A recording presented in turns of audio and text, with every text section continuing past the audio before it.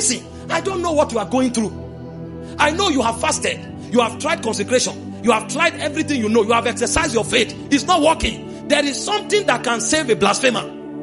There is something that can save you from the worst situation. It's the mercy of God. He reached Paul in the state of blasphemy. That's why I told you, ask those who are officers among us here. You don't use every weapon for everything. There are issues where you use shotguns. There are issues where you use rifles. There are issues where you use grenades. There are issues where you use missiles. It's not every issue you use the same thing. Some of you, all you know is, man of God, pray for me. Man of God, pray for me. You are on a queue for 6 months. Man of God has not had time for you. Don't wait until they come for your burial. There are other weapons in the kit. The 2 set has weapons. Mercy is one of it. Mercy saves. It can save you from sin. It can save you from death. It can save you from poverty. It can save you from the afflictions of life. It can save you from any situation. Just know how to access it. See, when I study mercy, right? Mercy gives me so much confidence and audacity. I don't believe there's any situation I will find myself in that won't come out. I don't know what that is. I can't imagine any situation. I'm telling you the truth. This is my consciousness. I don't know any situation that I will fall into today that I won't come out. Because I found a key that mercy can save anybody from any situation. I'm not begging for difficult situations. But if I find myself in any one, I know the horns of the altar. I will entreat mercy until salvation will come. You can be saved from kidnappers by mercy. You can be saved from sin by mercy. You can be saved from gang up by mercy. You can be saved from sickness by mercy. Read your Bible. Look at Bartimaeus. He didn't know any other thing, but he knew mercy. Acts 10:47. Thou son of David, have mercy on me. Thou son of David, have mercy on me. He doesn't know demonology to cast out devils. He doesn't know the principle of faith to know what to do. All he was shouting was mercy, mercy, mercy. Jesus had no choice but to stop and to answer him. Your business is failing. Relationship is failing. Marriage is failing. Ministry is failing. Why not try mercy? You will see the excellency of mercy. It will not only save you, but the pace, the speed, the alacrity with which mercy will save you. You will be shocked. Number 3. Mercy does not only avert judgment. Mercy does not only save. Mercy also brings restoration. I quoted already for you. Psalm 51 verse 1 and 12.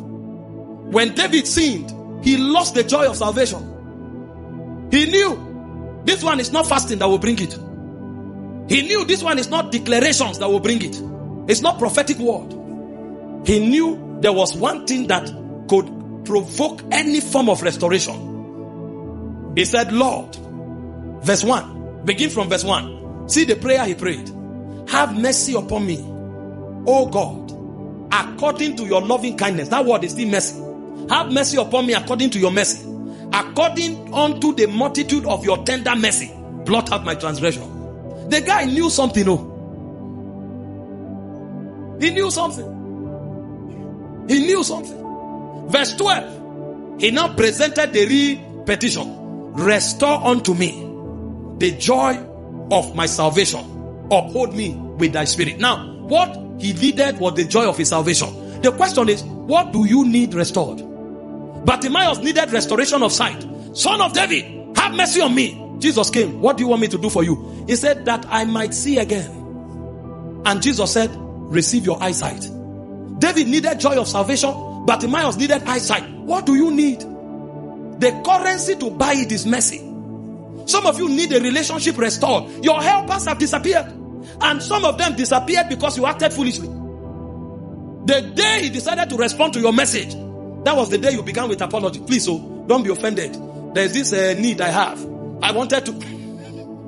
You were chatting somebody for 6 months.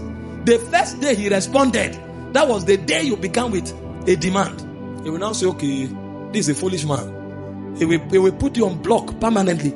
That's the same person that should have sponsored that your program. That's the person that should have sponsored that budget you were planning for that project. But you didn't have the fortitude for patience to build trust and relationship. You sabotaged it. There's nothing anybody will tell that man again for him to take you serious. Except if mercy shows up. Except if mercy shows up. Some of you, they give you somebody's number. I see them sometimes. I'm so irritated. Forgive me, I'm not Jesus Christ. But I don't respond to most of them. Somebody sent me more than 24 messages. He didn't even have the sense to introduce himself. Oh, this is me. This is where I'm from. Please. Man of God, please help me. The next thing I saw, account number. He didn't even have the patience to wait for me to read the message. At the time I was opening the message, there were over 15. Man of God, please help me. Account number. Man of God, you have to help me. Account number. I just said, oh, the glory of a fool is a shame. Scriptures, there is a verse for everything. The glory of a fool is a shame. I don't know you from Adam. You have not introduced yourself. I don't even know if you are a robot. I don't know if you are a spy. I don't know if you are a scammer. I don't know if you are trying to set me up. You don't have they don't even have the courtesy to introduce themselves. You have not even waited for me to reply. Some will chat you, good morning, Apostle. I believe you are doing well. Wow, I'm happy what God is doing with you. Man of God, please, please, just look, send something to me now. I need money.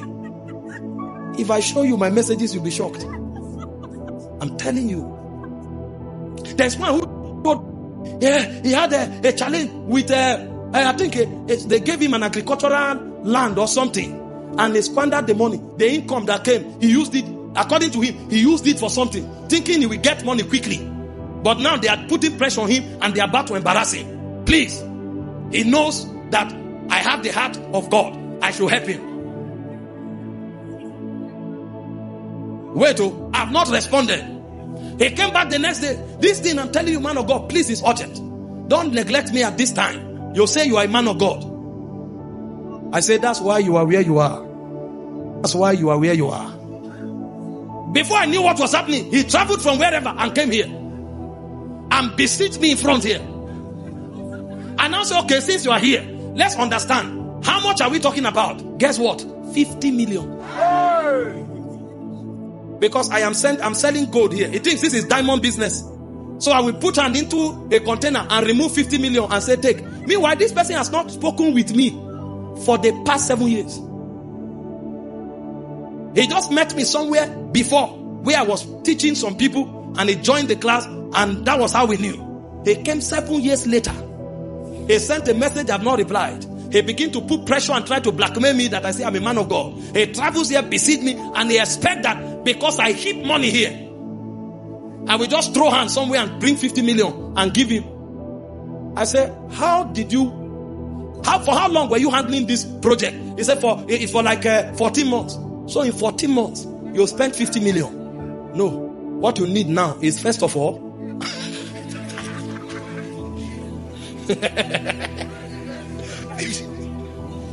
I said, even me who is here, I don't squander 50 million in 14 months. No project, no investment, no account. He couldn't account for 1 million. The money left. He said he used it for something. What is this something? Till today he has not mentioned.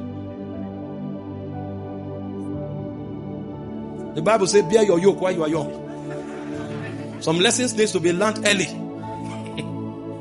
50 million. Do you know how many young people I have here who have businesses that I need to support with 5 million, 10 million to do something reasonable? I will carry 50 million and give you because they squandered in 14 months for something. As I'm talking to you, he's still sending message today. The last one he sent, he said, remember the last time when we met in Makodi. Remember, you told me if I have a need, I should meet you. You will help me.